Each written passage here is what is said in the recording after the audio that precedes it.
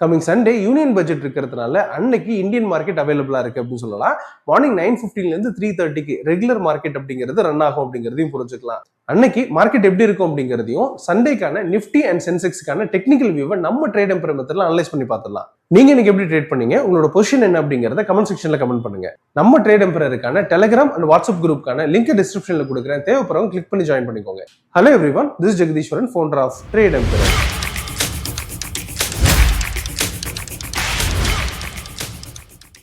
நம்ம ட்ரேட் எம்பரர்ல morning and evening 2 new sessions அவைலபிளா இருக்கு. ஜாயின் பண்ண நினைக்கிறவங்க ட்ரேட் எம்பரர் கான்டாக்ட் பண்ணுங்க.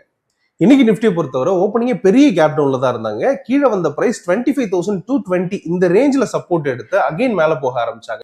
25,313 இந்த ரேஞ்சில் வந்துட்டு ரெசிஸ்டன்ஸை கிரியேட் பண்ணிட்டு, அதாவது நம்ம சொன்ன டிமாண்ட் ஜோன் கிட்ட வந்து பார்த்தீங்கன்னா பிரைஸ் மேலே போக முடியாம அதுலேயே ஸ்ட்ரகிள் பண்ணதை பார்க்க முடிஞ்சது. அண்ட் ஆஃப்டர்நூன் டைம்ல ஒரு லோவை கொடுத்த பிரைஸ் மார்னிங்கோட லோவை டச் பண்ணிட்டு அரௌண்ட் 25,220 இந்த ரேஞ்சில இருந்து சப்போர்ட் எடுத்தது. ஆஃப்டர்நூனுக்கு அப்புறம் மேலே போனது, அதாவது யூரோப்பியன் மார்க்கெட் ஓப்பனிங் அப்புறம் மேலே போனது, இந்த டிமாண்ட் ஜோன் 1 பிரேக் பண்ணிட்டு மேலே போய் சஸ்டெயின் ஆனாங்க. அப் டு வந்து பார்த்தீங்கன்னா 25,370 இந்த ரேஞ்ச் வரைக்கும் போயிட்டு எக்ஸாக்டா இந்த டிமாண்ட் ஜோன் 1லே வந்து முடிச்சிருக்கிறத பார்க்க முடியாது. இதை பொறுத்தவரை டிமாண்ட் ஜோன் 1க்கு கீழே இருந்துச்சுன்னா அந்த ரிஸ்கான ஏரியாக்குள்ளார என்டர் ஆகுது அப்படின்றத நம்ம பார்த்திருந்தோம். அண்ட் இந்த இடத்த பொறுத்தவரை ஒரு ரிஸ்கான ஏரியா அப்படிங்கிறதும், இந்த இடத்துல இருந்து எங்க வேணா ரிட்டர்ன் ஆகலாம் அப்படிங்கிறதும், இந்த இடத்த நம்ம டச் பண்ணக்கூடாது அப்படிங்கிறது ரெகுலராகவே அப்டேட் பண்ணிட்டு வரும். அப்படி பார்க்கும்போது மார்க்கெட் ரிவர்ஸ் ஆகி மேலே வந்திருக்கிறத பார்க்க முடியாது. எந்த ஒரு என்ட்ரியும் பெரிய லெவல்ல கொடுக்கல அப்படின்றதையும் புரிஞ்சுக்கலாம். ஸோ இதை பொறுத்தவரை ஃபர்தரா எப்படி இருக்கும் அப்படிங்கிறத நம்ம ட்ரேட் எம்பரர் மெத்தட்ல அனலைஸ் பண்ணி பார்த்துக்கலாம். நம்ம கொடுக்கக்கூடிய வியூ நம்ம ட்ரேட் எம்பரர் மெத்தட் எந்த அளவுக்கு அக்யூரேட்டா இருக்கு அப்படிங்கறத ப்ரூவ் பண்றதுக்காக தான். இதை பார்த்துட்டு யாரும் ட்ரேட் பண்ண வேண்டாம். அப்படி ட்ரேட் பண்றதுனா ப்ராப்பரா லேர்ன் பண்ணிட்டு ட்ரேட் எடுங்க. நிஃப்டியோட டெக்னிக்கல் வியூ பொறுத்த வரைக்கும் இப்ப இருக்கக்கூடிய கரண்ட் ஜோன்ல இருந்து சண்டே, அதாவது பட்ஜெட் டே அன்னைக்கு மார்க்கெட் எப்படி இருக்கும் அப்படிங்கறத புரிஞ்சுக்கலாம். பட்ஜெட் டேவை பொறுத்த வரைக்கும் மார்க்கெட் கொஞ்சம் ஹை வலட்டைலா இருக்கிறதுக்கான வாய்ப்பு அப்படிங்கிறது ரொம்பவே அதிகம்னு சொல்லலாம். டெக்னிக்கல் அந்த அளவுக்கு ஒர்க் ஆகாது, பட் இருந்தாலுமே வந்து பாத்தீங்கன்னா உங்களுக்கு லெவல்ஸ் அப்படிங்கிறது ரொம்ப இம்பார்ட்டன்ட். அது எப்படி இருக்கும் அப்படிங்கறத புரிஞ்சுக்கலாம். இந்த டிமாண்ட் ஜோன் 1 பிரேக் பண்ணிச்சுன்னா ஃபர்தரா கீழே இறங்குறதுக்கான வாய்ப்பு இருக்கு அப்படிங்கறத புரிஞ்சுக்கலாம். அப் டு வந்து பாத்தீங்கன்னா டிமாண்ட் ஜோன் 1 இருக்கக்கூடிய 25,216 இந்த ரேஞ்ச் வரைக்கும் வரும் அப்படிங்கறதையும் புரிஞ்சுக்கலாம். அண்ட் அதையும் பிரேக் பண்ணிச்சுன்னா ஃபர்தரா கீழே இறங்கலாம் 25,156 இந்த ரேஞ்ச் வர்றதுக்கான வாய்ப்பு இருக்கு அப்படிங்கறத புரிஞ்சுக்கலாம். இது ரெண்டுமே ரிஸ்கான ஏரியாவா இருக்கு அப்படிங்கறதையும் புரிஞ்சுக்க வேண்டியது இருக்கு. இதையும் பிரேக் பண்ணுச்சுன்னா ஸ்ட்ராங்கா கீழே போறதுக்கான வாய்ப்பு இருக்கு அப்படிங்கறத புரிஞ்சுக்கலாம். அது அப் டு வந்து பாத்தீங்கன்னா டிமாண்ட் ஜோன் 3 இருக்கக்கூடிய 24,925 இந்த ரேஞ்ச் வரைக்கும் போகும் அப்படிங்கிறது எக்ஸ்பெக்டேஷனா இருக்கு.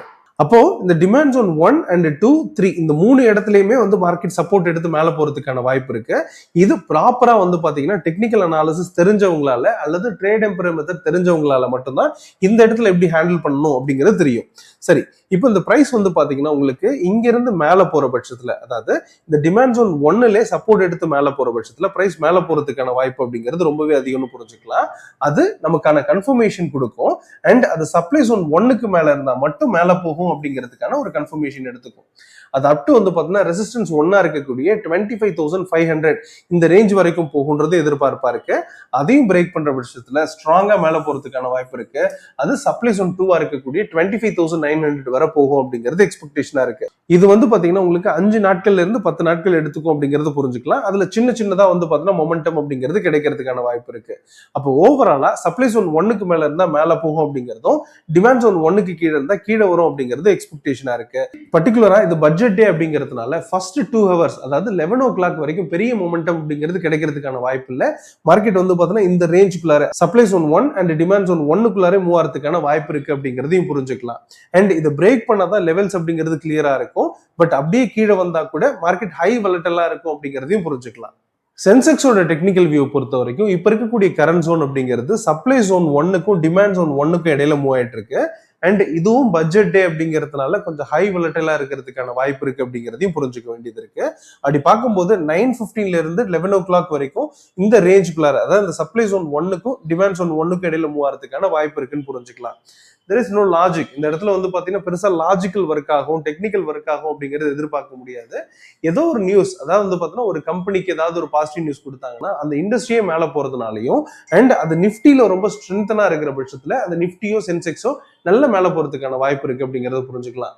அதே மாதிரி அகைன்ஸ்டா இருந்துச்சுன்னா கீழே வரதுக்கான வாய்ப்பு இருக்கு அப்படிங்கிறதையும் புரிஞ்சுக்கலாம். அப்படி பார்க்கும்போது நியூஸ் பேஸ்ட் ஆக்ஷன்ஸ் அப்படிங்கிறது ஒரு முக்கியமான ரோல் பிளே பண்ணும் அப்படிங்கிறதையும் புரிஞ்சுக்க வேண்டியது இருக்கு.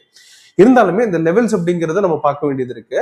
அப்படி பார்க்கும்போது இந்த சப்ளை ஜோன் 1க்கு மேல இருந்துச்சுன்னா பிரைஸ் மேல போகும் அப்படிங்கறது புரிஞ்சுக்கலாம். அது இமிடியேட்டா சப்ளை ஜோன் 2 இருக்கக்கூடிய 82,750 இந்த ரேஞ்ச் வரைக்கும் போகுன்றதையும் புரிதலா எடுத்துக்க முடியும். இதையும் பிரேக் பண்ற பட்சத்துல பிரைஸ் ரொம்பவே ஸ்ட்ராங்கா மாறதுக்கான வாய்ப்பு இருக்கு. அப் டு வந்து பாத்தீங்கன்னா 84,254 இந்த ரேஞ்ச் வரைக்கும் போறதுக்கான வாய்ப்பு இருக்கு அப்படிங்கறது புரிஞ்சுக்கலாம். இது ஓவராலாவே இந்த சப்ளை ஜோன் 1 பிரேக் பண்ணுதா அப்படிங்கறத பொறுத்து தான் இது மாறதுக்கான வாய்ப்பு இருக்கு அப்படிங்கறத புரிஞ்சுக்கலாம். சப்போஸ் இந்த பிரைஸ் இந்த டிமாண்ட் ஜோன் 1 பிரேக் பண்ற பட்சத்துல இமிடியேட்டா கீழே வரதுக்கான வாய்ப்பு இருக்கு. அது அப் டு வந்து பாத்தீங்கன்னா டிமாண்ட் ஜோன் 2 இருக்கக்கூடிய 81,700 வந்து ரீச் பண்ணும். அதையும் பிரேக் பண்ற பட்சத்துல இமிடியேட்டா கீழே வரதுக்கான வாய்ப்பு இருக்கு.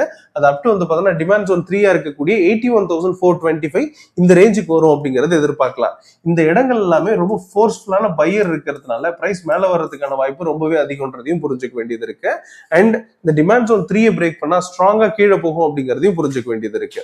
சோ ஓவராலா இந்த சப்ளை ஜோன் 1 பிரேக் பண்ணுதா அல்லது டிமாண்ட் ஜோன் 1 பிரேக் பண்ணுதா அப்படிங்கறத இந்த இடத்துல புரிஞ்சுக்க வேண்டியது இருக்கு.